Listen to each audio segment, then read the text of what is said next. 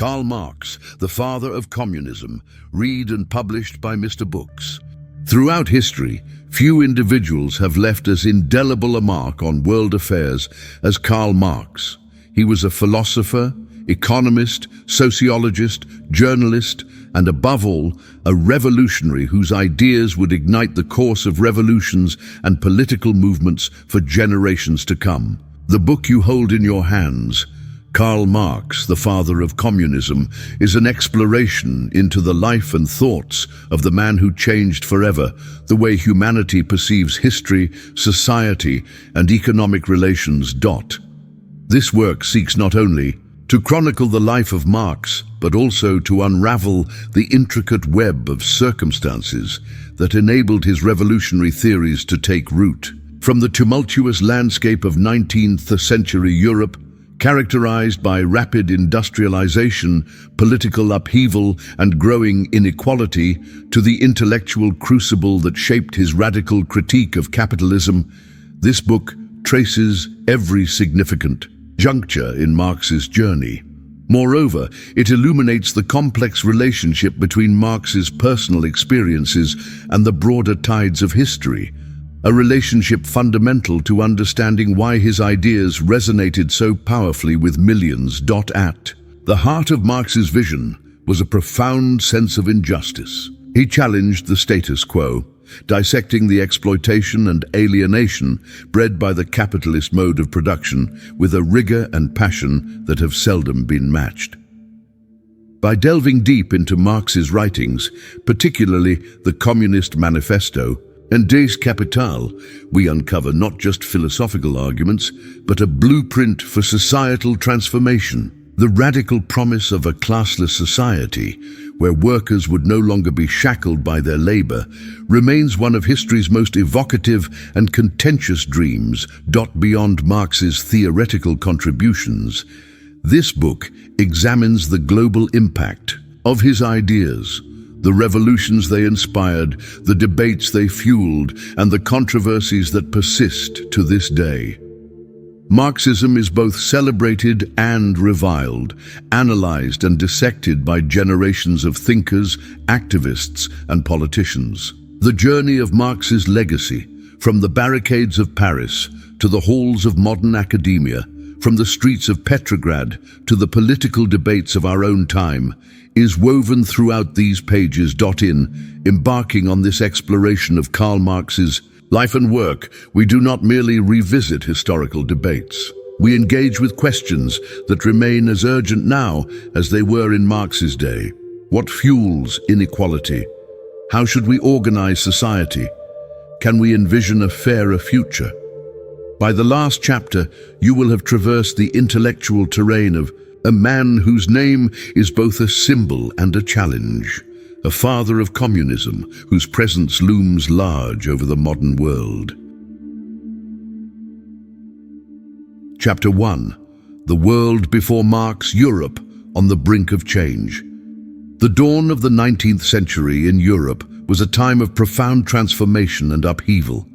The continent was in the throes of a transition that would redefine almost every aspect of daily existence, from the rhythms of rural life to the relentless pace of factories in burgeoning cities. To appreciate the seismic impact of Karl Marx's revolutionary ideas, it is vital first to understand the world into which he was born, a world teetering on the precipice between ancient traditions and the relentless advance of modernity. Europe's social and economic order at the turn of the century was still largely shaped by the vestiges of feudalism. In the countryside, landlords, aristocrats, and the church wielded power over large swaths of peasants who toiled the land, often locked in cycles of poverty and dependence. In the cities, a new power was rising. The Industrial Revolution, originating first in Great Britain and spreading rapidly to the continent, brought with it a tide of change that was both exhilarating and disruptive. The factories were the cathedrals of this new era. Here, machines replaced handcraft and production scaled heights never seen before. Textiles, iron, coal and steam drove economic expansion at a frenetic pace. Cities like Manchester, Berlin, Paris and London swelled as millions left their ancestral villages in search of work. But the promise of urban life was often a mirage. Slums teemed with workers living in squalor. Child labor and unsafe workplaces were ubiquitous realities. Industrial wealth accumulated in the hands of a few, while the person at the bottom of the economic hierarchy, the proletarian, suffered the consequences of rapid, unbridled change. Politically, Europe was equally volatile. The French Revolution at the end of the 18th century had shattered the pre-modern order, ushering in both hope and terror. Monarchies toppled, republics rose and fell, and the ideals of liberty, equality, and fraternity ignited mass movements across national borders. Yet by the early 19th century, reactionary forces fought to restore the old order, leading to oscillations between repression and reform, revolution and counter-revolution. Amidst this backdrop, new philosophical currents emerged. Enlightenment. Thinkers had already challenged inherited doctrines, approaching human society as something to be shaped and perfected. Romanticism questioned the cold rationality of progress, searching for meaning in the tumult of experience. Into this cauldron of ideas stepped political economists like Adam Smith and David Ricardo, who sought to explain the laws of wealth and value guiding the capitalist system. Their works defined nascent capitalism as a new dynamic force, but few foresaw its darker consequences. The contradictions of this age were not lost on keen observers. Uprisings, from the Luddites in Britain's smashing machines to the barricades of 1830 and 1848 in Paris, revealed the degree of discontent simmering beneath the surface. Nationalism and class consciousness began to shape the aspirations of millions, while radical thinkers like Robert Owen and Charles Fourier proposed visionary alternatives to the misery they saw around them. By the time Karl Marx entered the scene, Europe was a hotbed of swirling conflicts and untamed possibilities. The old world was dying, but the new order it birthed seemed fraught with peril as much as promise. It was within this charged atmosphere that Marx developed his analysis of society, not in the abstract, but anchored in the real and harrowing transformations of his day. The plight of the working class, the excesses of industrial capital, the failures of both inherited and emergent political orders, these were the raw materials that would fuel his revolutionary thought. Understanding the world before Marx is essential, for it was the crucible in which both his personal destiny and his epical ideas were forged. In the chapters that follow, we journey further into the origins of communism, tracing not only the events that shaped Marx himself, but also the wider, historical forces that made his vision both urgent and inescapable. Chapter 2. The early life of a revolutionary, formative years and influences. Karl Marx was born on May 5, 1818, in the ancient city of Trier, nestled in the German Rhineland. His story, often painted in broad ideological strokes, began in a world defined by paradox, a liberal, cosmopolitan household set within a society torn between tradition and revolution. Marx's father, Heinrich Marx, was a distinguished lawyer, and his mother, Henrietta Pressburg, hailed from a family of prosperous Dutch Jews. Raised in an environment that valued education and debate, Karl quickly distinguished himself as an intellect of singular capacity. What set his upbringing apart was the exposure to both the rational disciplines of Enlightenment thought and the lived experience of religious and social marginalization. The Marx family, secularized from Judaism to Protestantism amidst anti-Semitic laws, were emblematic of the era's complexities. As a child, Marx exhibited a precocious curiosity and a voracious appetite for reading. He attended the Friedrich Wilhelm Gymnasium, where he studied Latin, Greek, history and literature, and where he first encountered the revolutionary ideas sparked by the French Enlightenment. Even as a youth, Marx was keenly aware of the injustices that marked his surroundings, and the intellectual climate of Trier, one affected by Napoleonic reforms, Prussian retrenchment, and the slow spread of liberal ideas, sharpened his sensitivity to both personal and societal contradictions. In 1835, Karl entered the University of Bonn to study law, but quickly found himself more attracted to the world of philosophy and poetry. His stay at Bonn was short-lived and tempestuous, marred by dueling debts and a bohemian lifestyle. The intellectual and political ferment soon beckoned him to the University of Berlin, then a center of philosophical debates that would shape European thought for decades. In Berlin, Marx became immersed in the works of German idealists, particularly Georg Wilhelm Friedrich Hegel. The dialectical method, Hegel's concept that history progresses by the resolution of contradictions, left an indelible impression. Marx joined a circle of radical thinkers known as the Young Hegelians, whose critique of religion and the state resonated with his own emerging skepticism of authority. Here he encountered Ludwig Feuerbach, whose materialist critique of idealism provided Marx with a philosophical bridge from abstract speculation to practical change. These intellectually formative years also witnessed personal milestones. Marx became engaged to Jenny von Westphalen, a woman of aristocratic background and formidable intellect. Their partnership, forged in mutual respect and revolutionary ideals, would weather decades of hardship and struggle. Jenny's influence, both emotional and intellectual, cannot be overstated. She was both confidant and comrade, providing support through exile, poverty, and relentless political opposition. Marx's initial forays into public life were as an editor and journalist. The Rhineland was a crucible of liberal agitation, and Marx soon found himself at the helm of the Rheinische Zeitung, a newspaper dedicated to political reform. Here, his critique of censorship, absolutism, and economic exploitation grew, more sophisticated and bold. His investigations into the dire conditions of Moselle wine growers marked his first significant foray into social and economic analysis. The Prussian authorities, wary of his incendiary prose, shut down the paper in 1843, setting Marx on a path of exile that would define much of his later life. Political repression sharpened Marx's resolve rather than dampened it. He moved to Paris, then a magnet for exiles and radicals from across Europe. In the Parisian maelstrom, Marx encountered Friedrich Engels, a partnership that would revolutionize political thought. Engels, heir to a Manchester textile fortune, writer and sharp critic of English capitalism, shared Marx's intellectual passion and political commitment.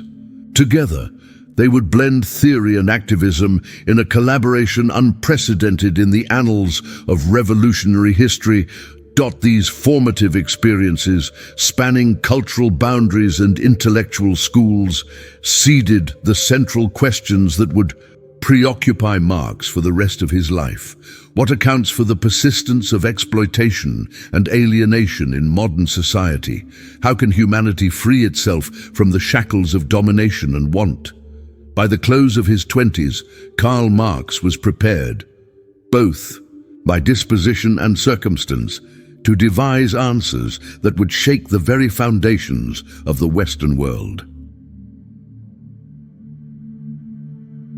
Chapter 3, The Radical Philosopher. Explaining Marx's core ideas, Marx's status as a revolutionary thinker rests above all on his reinterpretation of history and society through the lens of dialectical materialism. To understand Marx is to grapple with a system of thought that is at once philosophical, economic, and political, a web of concepts that explains not only why society functions as it does, but how it might be transformed. At the heart of Marx's doctrine lies historical materialism. History, Marx argued, is not simply a procession of great individuals or abstract ideas. Rather, history is driven by material conditions, how societies organize the production of necessities for life. These economic arrangements shape and are shaped by human relationships, culture, politics, and even ideology. For Marx, the true engine of history is the struggle between classes, each defined by its relationship to the means of production. From antiquity to the modern era, societies have been divided into dominant and subordinate classes, slaves and masters, lords and serfs, bourgeoisie and proletariat. Marx's magnum opus, Das Kapital, meticulously analyzes the capitalist mode of production and unearths the exploitation at its core. Under capitalism, those who own the means of production, the bourgeoisie, extract surplus value from those who sell their labor, the proletariat. This exploitation, hidden by the mystique of free markets and property rights, is the root of poverty amidst plenty and the alienation felt by workers from the fruits of their labor. Alienation is another central pillar of Marx's thought. Workers under capitalism are estranged from their work, the product they create, and ultimately from themselves and each other. The process of labor becomes a means of survival rather than self-affirmation, and the products of labor return to confront the worker as a power alien and oppressive. The wealth of society accumulates in the hands of the few, while the majority toils in insecurity. Marx did not perceive capitalism as a static or eternal order. Drawing on Hegelian dialectics, he saw it as riddled with contradictions that would, in time, bring about its own demise. Just as feudalism gave rise to the bourgeoisie, so too would capitalism, through its crises, generate the forces of its transcendence. The proletariat, unified by shared exploitation and increasingly aware of its position, would become the agent of revolutionary change. Marx's analysis did not remain at the philosophical or economic level. It was explicitly political. His conviction was that theory must become practice. "Philosophers have only interpreted the world," he famously wrote. "The point is to change it." This activism found its most forceful expression in his call for the overthrow of capitalist systems, the abolition of classes, and the collective democratic control of production. Beyond these core ideas, Marx critically examined how the dominant class uses culture, politics, and even morality to perpetuate its rule. Religion, law, art, and philosophy, rather than representing eternal truths, function as tools for maintaining social order and masking exploitation. This insight, commonly referred to as the superstructure, distinguishes Marx from most other social theorists, for he viewed social consciousness as rooted in and limited by the material base. In sum, Marx's core ideas provide an unparalleled framework for understanding not only economic systems, but the entire tapestry of human society. His radical critique of capitalism, his advocacy for the emancipation of labor, and his vision of communism as the end of alienation collectively comprise one of the most profound intellectual legacies the modern world has known. Chapter 4. The Manifesto, Birth of the Communist Vision. The year was 1848, a year synonymous with revolution.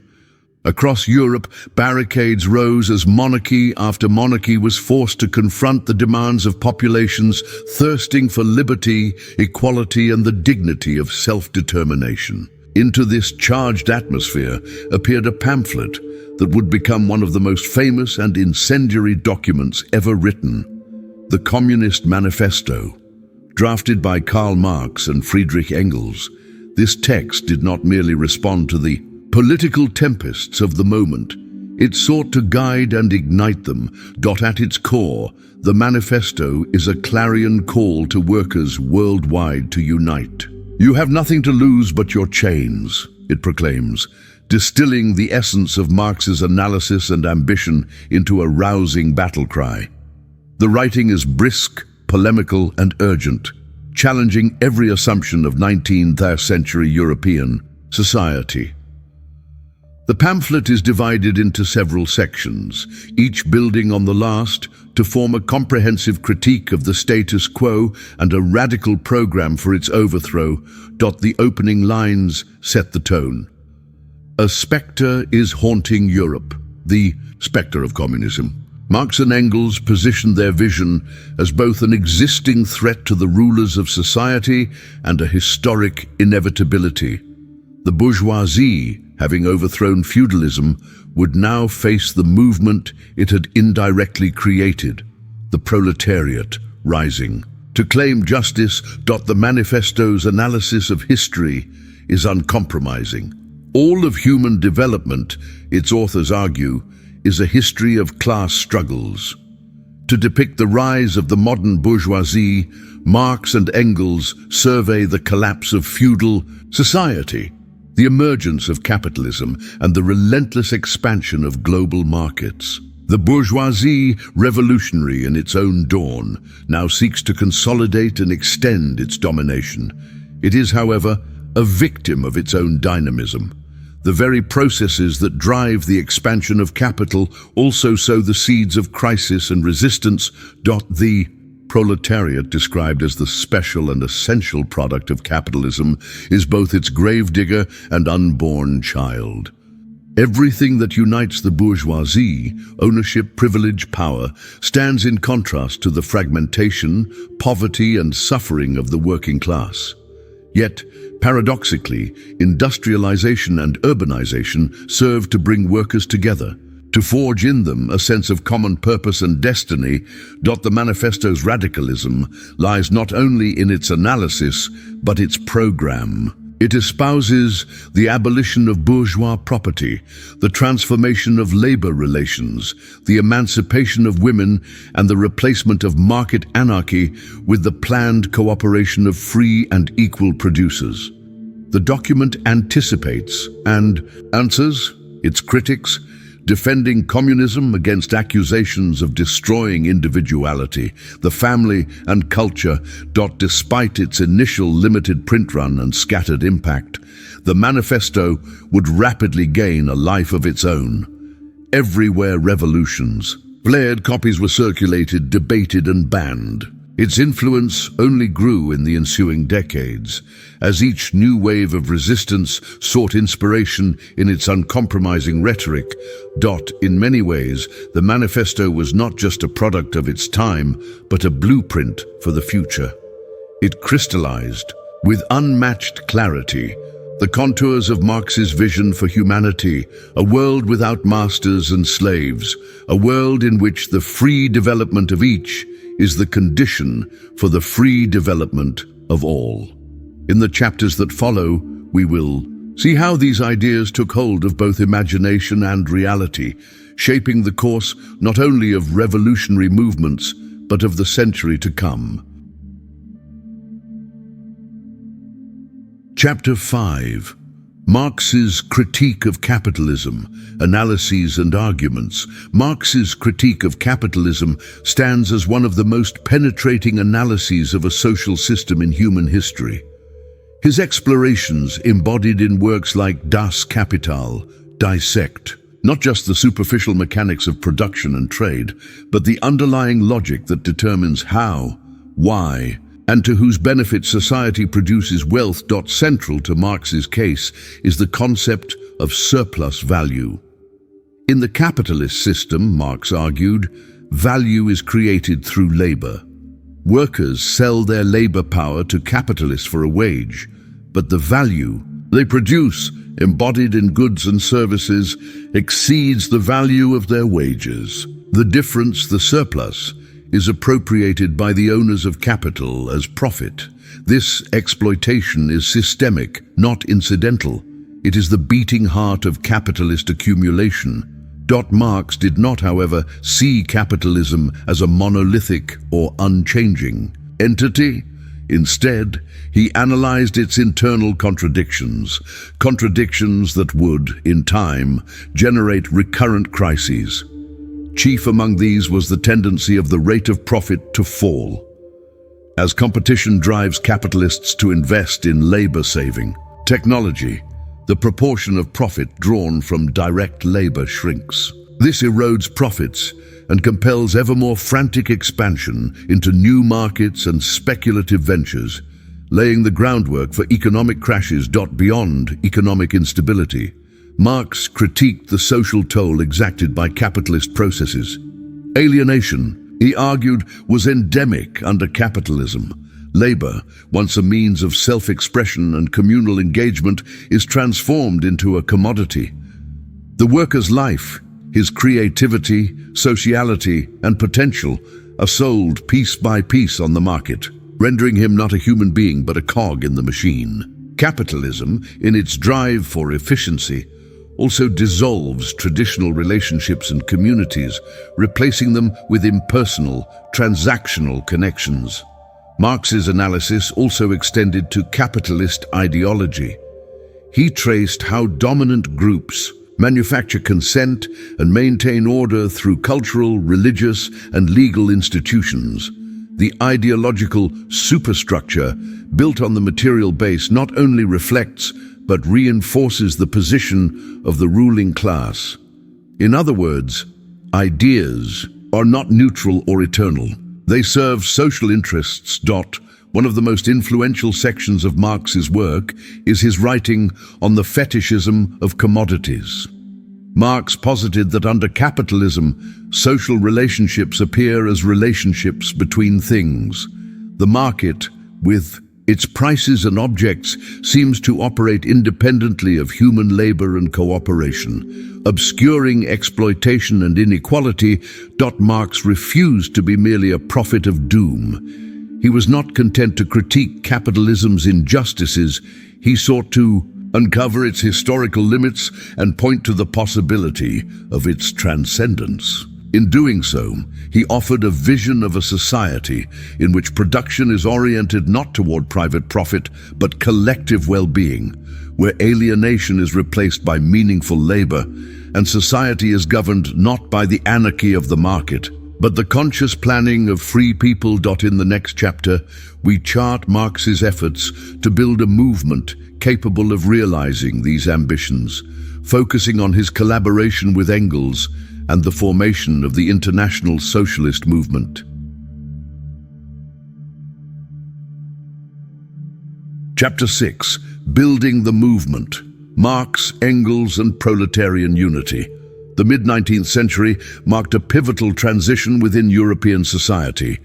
The rise of industrial capitalism had drastically altered economic landscapes, nurturing vast factories and swelling urban populations. Amidst the smoke-filled skies and cacophony of machines, a new class, the proletariat, emerged, bound together by exploitation and common plight. Karl Marx and Friedrich Engels perceived in this class a revolutionary potential, and thus began the arduous task of forging a global movement rooted in unity and collective action. The partnership between Marx and Engels was both intellectual and pragmatic. They first met in Paris in 1844, quickly realizing the compatibility of their visions for emancipation. Engels, whose own upbringing exposed him to the grim realities of factory life, contributed empirical observations and financial support, allowing Marx to focus on the theoretical foundations of their movement. Their collaboration culminated in the publication of seminal works, most notably the Communist Manifesto in 1848, which articulated the principles of proletarian struggle. Marx and Engels recognized that the power of the working class lay not solely in numbers, but in organization. The International Workingmen's Association, also known as the First International, founded in 1864, became a crucible for Marxist thought and action. This association drew workers, socialists, and trade unionists from various countries, seeking to consolidate disparate movements into a unified front against the bourgeoisie. Internal disagreements surfaced, ranging from anarchist advocates like Bakunin to reformist elements. Marx's confident leadership and persuasive oratory skills helped establish a guiding framework, though not without enduring tensions. The strategy was multidimensional, organizing strikes, producing pamphlets, hosting congresses, and disseminating ideas across linguistic and national barriers. Marxism was not merely theoretical, it was embedded within the lives of ordinary workers, shaping their aspirations and tactics. Engels often directed the practical side of organizing, while Marx crafted resolutions and correspondences, attending to the nuances of political economy and social dynamics. Key to their movement was the articulation of class consciousness. Marx posited that only through awareness of their exploitation would workers collectively mobilize to overthrow oppressive systems. This marked a departure from earlier socialist currents, emphasizing structural change over piecemeal reform. The role of unions and workers' associations thus became paramount. They were not sanctuaries for minor improvements, but engines of revolutionary transformation. Yet, building unity was fraught with challenges. Nationalist sentiments threatened international collaboration. Religious and cultural divides impeded solidarity. Marx and Engels persevered, advocating for a politics rooted in shared material interests rather than parochial loyalties. Their confident rhetoric challenged workers to transcend boundaries, seeing themselves not merely as subjects within a country, but as members of a global class. The first victories were modest but momentous. Coordinated strikes disrupted production lines. Workers demanded shorter hours and better pay. Marx and Engels celebrated every concession as an incremental step toward total emancipation, ever aware of the dialectical process through which history unfolds. By the twilight of the 19th century, the seeds sown by Marx and Engels had blossomed into organizations and parties across Europe. Their movement, grounded in theory but animated by lived experience, became a beacon for those seeking justice and equality. "Workers of the world, unite!" was no longer a slogan, but a rallying cry in factories, streets, and parliaments. Building. The movement required intellectual rigor and practical commitment. Marx and Engels exemplified both.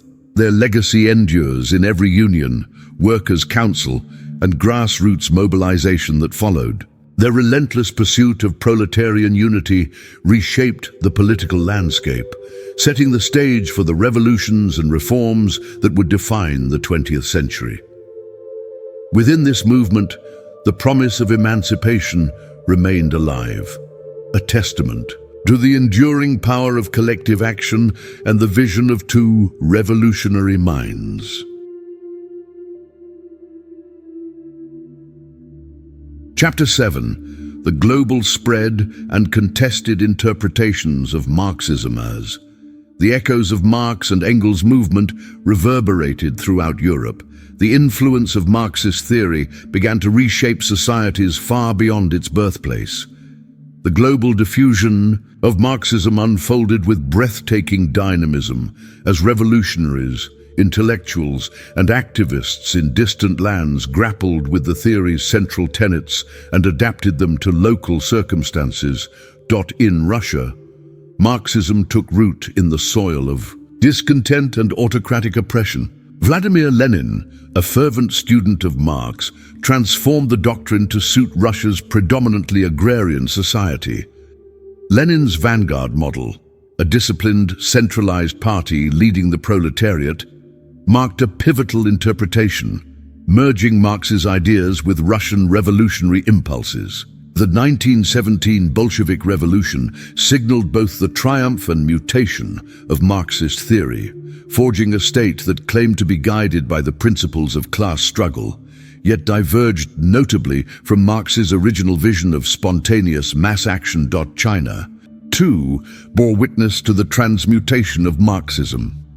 Mao Zedong's adaptation, rooted in a largely peasant society, reconfigured the role of rural masses, emphasizing the revolutionary potential of those outside the industrial proletariat.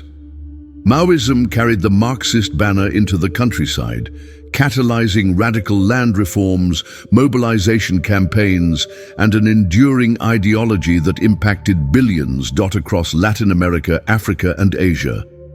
Marxism was less a monolith than a malleable doctrine, subject to the pressures of colonial legacy, indigenous cultures, and geopolitical currents. Leaders like Fidel Castro and Che Guevara fashioned unique praxis, melding Marxist principles with anti-imperialist and nationalist rhetoric. In Africa, Marxism informed the politics of liberation movements, fostering critically needed solidarity against colonial rule and capitalist exploitation.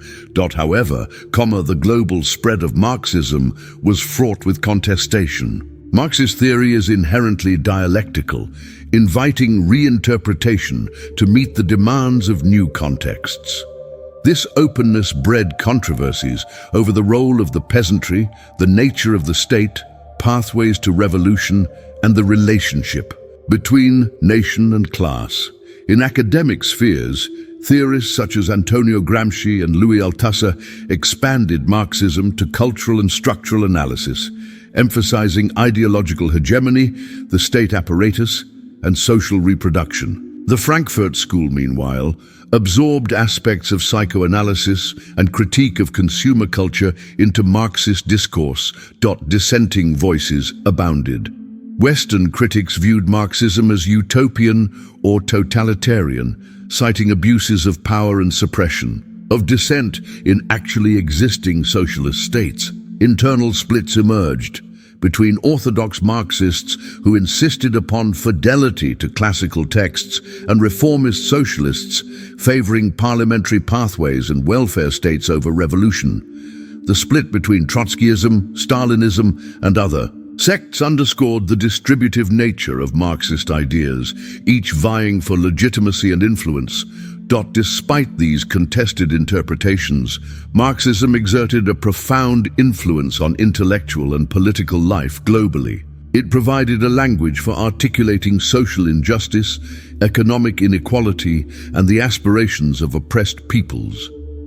Its analysis of capitalism, ever adaptive, remained relevant amidst the expansion of global markets, transnational corporations, and neoliberal reforms. The global spread of Marxism also informed international institutions and movements. Worker solidarity, trade unionism, and socialist parties gained momentum, influencing labor laws, public policies, and education. The disintegration of the Soviet bloc in the late 20th century led to introspection, renewal, and the birth of post-Marxist thought, responding to new challenges in a globalized era. Even today, debates over the true meaning of Marxism persist. Activists reinterpret Marxist politics for contemporary struggles: climate change, gender and racial justice, anti-globalization campaigns, and digital capitalism.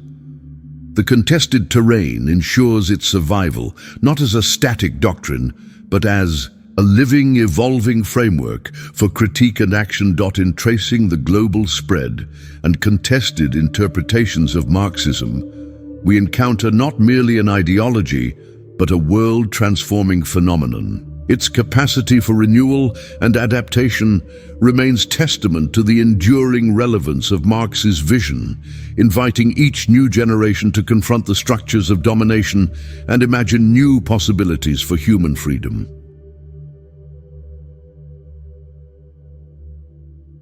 Chapter 8. Lasting Impact: Marx's Enduring Legacy in the Modern World. More than a century after Karl Marx's death, his ideas continue to shape the contours of modern society. The enduring legacy of Marx is visible not only in revolutions that bear his name, but in the everyday struggles for dignity, equality, and freedom across the globe. Marx's critique of capitalism remains strikingly relevant amidst the swelling inequalities and crises of contemporary economic life.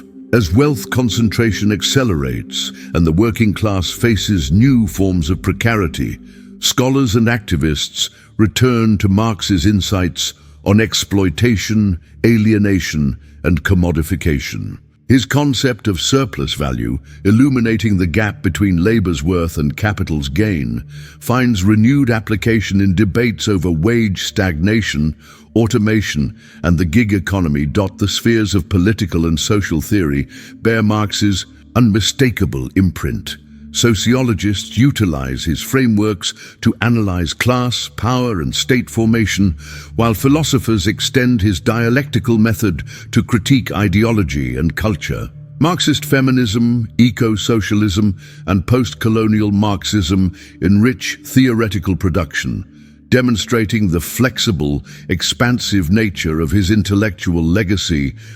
In public policy, echoes of Marxist thought animate debates over taxation, public ownership, and the welfare state. European social democracies, forged from the crucible of class struggle, enshrine rights to healthcare, education, and labor protections.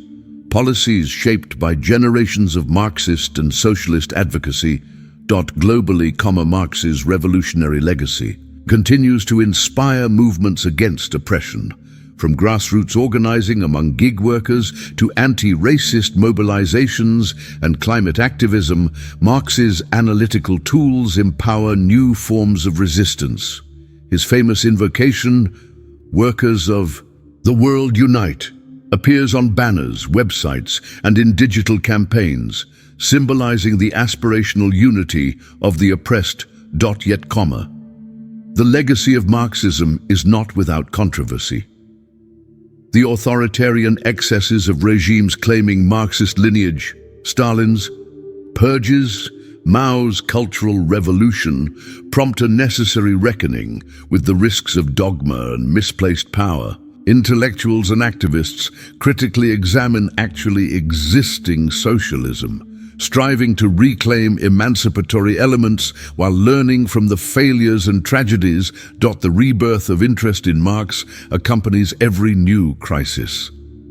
The global financial meltdown of 2008, the COVID-19 pandemic, and the escalation of social inequalities propel renewed debates over systemic change. Marx's analysis foregrounds the interconnectedness of economics, politics, and lived experience, providing a powerful lens for understanding and contesting contemporary problems. Marx was right, some proclaim, as automation and surveillance redefine the nature of work and control. Others amend, Marx was incomplete, harnessing his tools but seeking new answers to new questions.